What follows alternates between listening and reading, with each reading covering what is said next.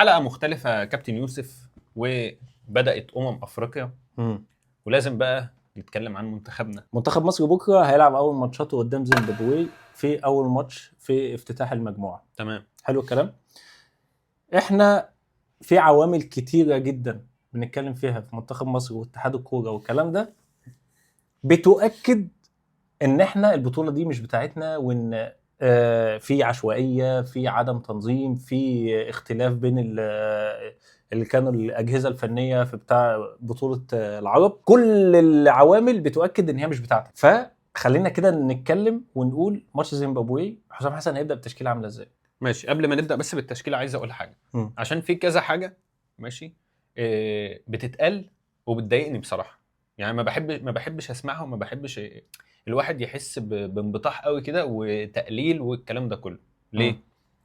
مبدئيا كده المغرب الناس كلها من قبل ما البطولة تبدأ هم مدين الكاس للمغرب، يعني من غير اي حاجه. يعني اغلب الناس اصلا لا اتفرجت على المغرب ولا تعرف المغرب بتلعب ازاي ولا اي حاجه. هم بس احنا هندي البطوله للمغرب عشان كانوا عاملين كاس 2022 كاس عالم كويس، مع ان قبلها في 2021 نفس الفريق اللي طلع من كاس العالم ده اللي وصل رابع طلعنا عادي جدا. مش عادي جدا، انا هرد عليك بس كمل. ماشي. في افريقيا 23 اللي هي بعد كاس العالم برضو ما عملوش اي حاجه. كوت ديفوار هي اللي اخذت البطوله. مش قصدي خالص ان انا اقلل من منتخب المغرب ولا اقول ان هو منتخب جامد، هو منتخب جامد والبطوله على ارضه وكل حاجه والدنيا تمام، ما عنديش اي مشكله. ولكن منتخب المغرب تاريخه ايه في بطولات افريقيا؟ ولا اي حاجه. هو اخذ بطوله مره واحده بس وما تنهاش. وطول عمر منتخب المغرب وعامه منتخب المغرب ومنتخب الجزائر السنغال كوت ديفوار طول عمرهم عندهم محترفين اكتر مننا، طول عمرهم منتخبات اقوى بكتير قوي مننا. ولكن اللي كان بيميز منتخب مصر ان اغلب اللعيبه بتبقى من نفس الدوري، من الدوري المصري. الدوري المصري كان بيبقى دوري قوي، فبيبقى في تجانس على محترف 2 بيبداوا يدخلوا جوه المنظومه. مكسوف تقول الفهلوه ليه؟ لا مش مكسوف، لان البطولات فعلا اللي احنا كسبناها ما كانش فيها فهلوه. لا يا اخي والله ما كان فيها فهلوه، كان فيها لعب كويس جدا ونتائج كويسه جدا، وكنت بتهين المنتخبات الكبيره دي. انا بتكلم على 2006 2008 2010 ماشي، ما بتكلمش طبعا على 17 21 اللي احنا وصلنا فيهم 2 فاينل دول واحنا اصلا ما كناش مرشحين خالص. عايز اقول ايه تاني؟ ان البطوله دي نفس معايير ونفس دخلت بطوله 2006 بالظبط، باستثناء يعني ان المنتخب بيلعب بره ارضه، يعني مش على ارضنا في مصر. قبل بطوله 2006 كنا لعبنا ماتش ودي قدام جنوب افريقيا وخسرنا 2-0، وكانوا اصلا عايزين يمشوا حسن شحاته قبل ما البطوله تبدا. وكمان هم كانوا جايبينه مدرب مؤقت كده اللي هو ايه، امسك المنتخب كده وربنا يسهل. فطول عمرنا ما عندناش سيستم، وطول عمرنا ما عندناش نظام ولا تخطيط ولا اي حاجه من الكلام ده. طيب كل الكلام اللي انا بقوله ده ليه؟ ان انا شايف ان احنا عندنا سكواد محترم جدا، عندنا مدرب محترم، تكتيكيا مش عالي، مش مدرب بقى من التوب، ولكن انا شايف روح كويسه جدا جدا جدا بين اللعيبه وبعضها. شايف اصرار من المدرب واصرار من اللعيبه ان هم عايزين يعملوا حاجه ويقدموا حاجه، وان هم عايزين كمان يقدموا حاجه لصلاح اللعيبه نفسها.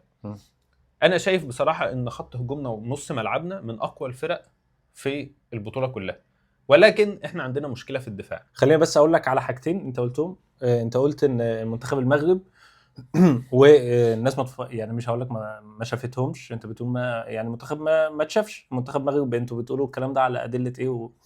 المغرب عاملين حاجه جامده قوي، ان انت لو اتفرجت على ماتش للناشئين في المغرب في بطوله العالم هتعرف النظام اللي بيلعبوا فيه في الفريق الكبير.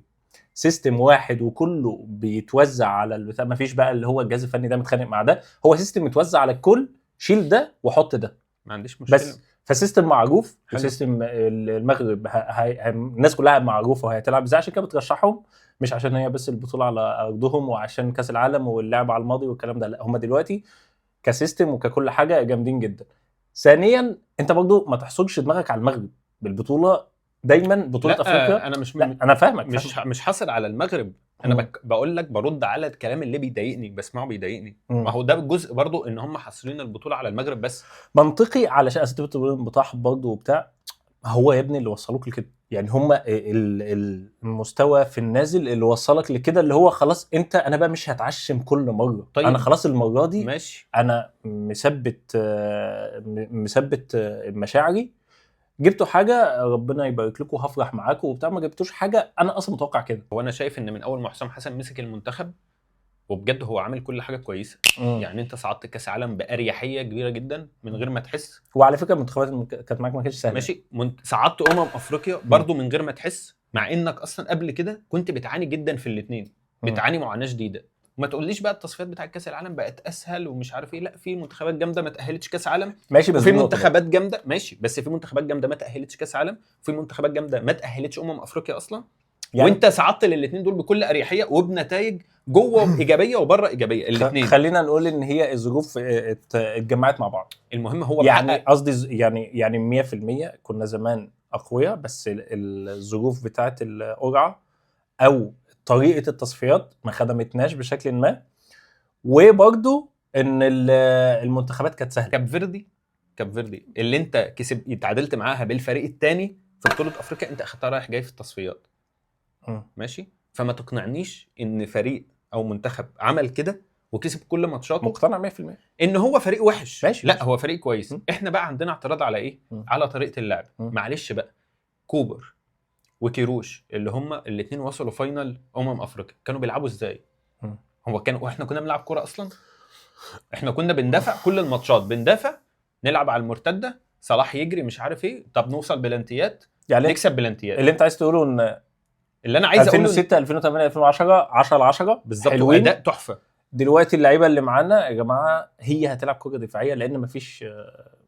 انا شايف لا مش حوار كره دفاعيه بس او كره هجوميه. انا شايف ان اللعيبه اللي عندنا جه عليهم مدربين كتير ما حدش فيهم طلع حاجه مبهره او طريقه لعب مبهره على اساسها تقول ان لا حسام حسن المفروض يلعب كره احسن من كده. ما انا بقول لك اذا ان هو هو المفروض اصلا ان احنا نلعب كده.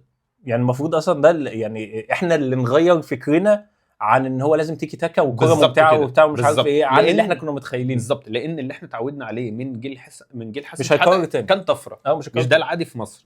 وما كانش مبني على حاجه على فكره. بالظبط، يعني اللعيبه كلها حريفه. يعني ما فيش حاجه تقدر تكررها فتعمل الكلام ده. يعني مفيش الكلام ده كله هيتجمع مع بعض. أيوة. الكلام ده تمام. طب تعالى نتوقع تشكيله منتخب مصر بكره. ماشي، انا بناء على ماتش نيجيريا واللي على فكره لعبنا فيه كويس جدا جدا الى حد ما كان كويس ماشي ومن غير محترفين وبتاع. انا شايف ان لازم يبدا بمصطفى شوبير، ولكن هو يبدا بالشناوي. هو هيبدا بالشناوي طبعا، بس انا شايف ان لازم مصطفى شوبير. كان صحيح قال كلمه حلوه جدا، قال لك ما ينفعش لعيب ما بيلعبش اساسي في النادي بتاعه يجي يلعب اساسي في المنتخب، في حين ان اصلا الشناوي هو الاساسي بتاعك. بس انا شايف ان ده ينفع عادي بصراحه. لا. يعني من وجهه نظري ينفع عادي جدا. باك ليفت فتوح، الاثنين حسام عبد المجيد وياسر ابراهيم. يا ريت ماشي، يا ريت الاثنين كانوا كويسين اول ماتش نيجيريا. حسام عبد المجيد وياسر ابراهيم. وباك رايت محمد هاني اللي كان كويس جدا جدا جدا ماتش نيجيريا. في نص الملعب بقى هي دي المشكله. في ماتش زيمبابوي ده هيلعب بيه اثنين بس، وهم هيكونوا مروان عطيه وحمدي فتحي. مروان عطيه لا وامام عاشور. استحاله حسن يعمل كده. انا حاسس كده. ماشي. انا حاسس كده هيلعب بمروان عطيه وامام عاشور. ماشي، وهيلعب قدامهم بمرموش وتريزيجيه وصلاح وقدامهم مصطفى محمد. تعال بس اقول لك في نص الملعب في الكوره عامه. على فكره لما كنت بقعد اقول لك ان ارتيتا مش مدرب فاشل او مش مدرب كمان زي ما الناس بتقول، هو مدرب بس ما عندوش خبره. لما يبقى مدرب ما عندوش خبره في بطوله معينه بيعمل الدفاعي، ولو ظبطت بيزود على الهجومي مش العكس. يعني مثلا انا هشرح لك انا ليه بنيت التشكيله كده، بس كمل. هقول لك يعني مثلا هو مش هيبدا بواحد بيزيد وواحد ثابت زي مروان عطيه، ولو اكل جون هيقلبها دفاعيا، انما العكس ممكن يحصل. يعني مثلا لو لعب مروان عطيه فاهمك مروان عطيه وحمدي فتحي، والماتش احنا خلاص مش عارفين نجيب اجوان، خلاص احنا مسيطرين والكوره معانا وبتاع، خلاص اطلع حمدي فتحي وننزل مثلا واحد زياده. انما العكس مش هينفع يحصل. ماشي، وهو ما عندوش الخبره الكافيه ان هو يقول مثلا زيمبابوي. يعني ما بتفرجش على زيمبابوي دي ماتشات طبعا ذاكرها.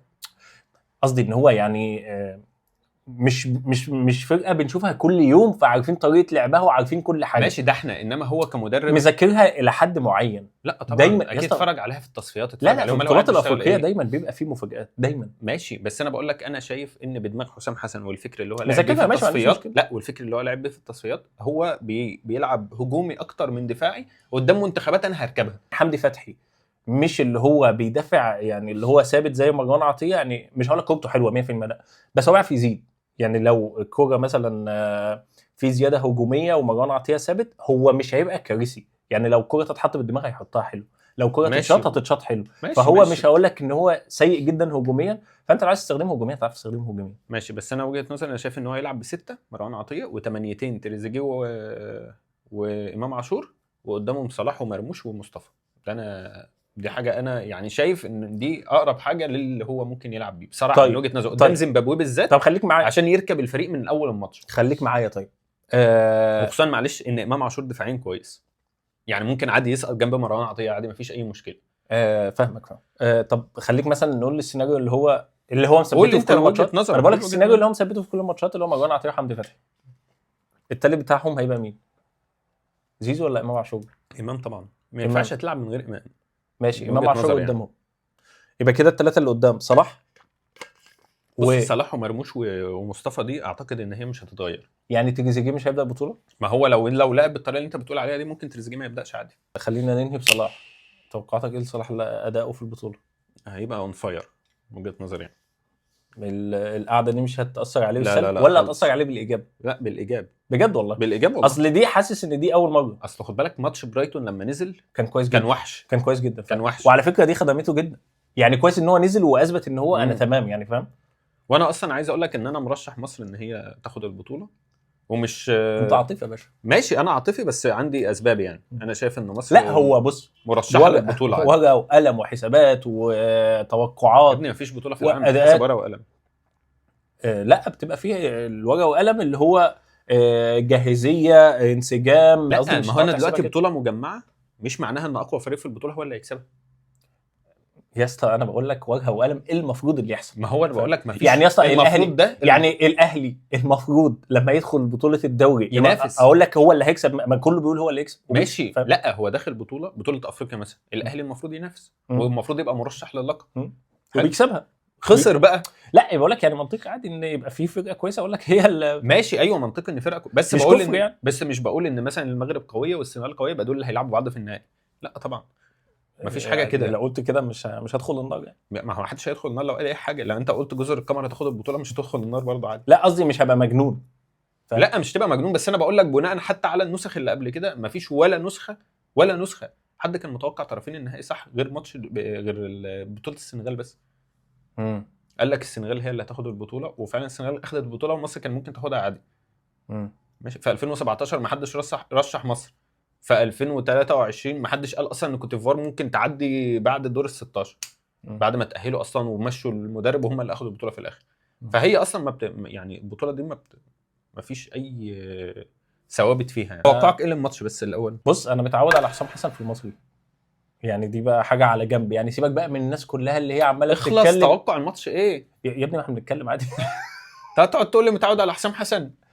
يعني سيبك بقى من اللي اتفرج عليه في بيراميدز ولا اتفرج عليه في الزمالك. هو اكبر فتره كان مع المصري. حسام حسن لو مسك فرقه اقل منه، يعني بيلاعب فرقه اقل منه وهو مسيطر بجد بيبقى شرس، فرقته بتبقى شرسه جدا جدا يعني. فلو زيمبابوي انا عمري ما شفت لها بجد ماتشات بقالي فتره او ما اعرفش اصلا زيمبابوي دي حالتها عامله ازاي. لو هي سابت لنا الكوره واحنا سيطرنا اعتقد الماتش هيخلص ممكن 2-3 يعني. ماشي انا برضو توقعي للماتش 2-3. كان عندنا كلمتين كده لمنتخب مصر قلنا نقولهم بحيث ان هو يبقى تحضيري لاجواء البطوله. اتمنى ان البطوله تبقى مشجعه، ان الواحد يطلع يتكلم عليها. بتبقى بطوله خاصه كده شويه، اللي هو دي حاجه بتاعتنا بقى وحاجه احنا متعودين عليها، فالواحد بيبقى عنده كلام كتير. لو عجبتك الحلقه اعمل لو عجبتك الحلقه اعمل لايك واكتب لنا كومنت كده. مستني نشوف ايه الحلقات اللي جايه ونشوفكم الحلقه الجايه ان شاء الله. السلام عليكم.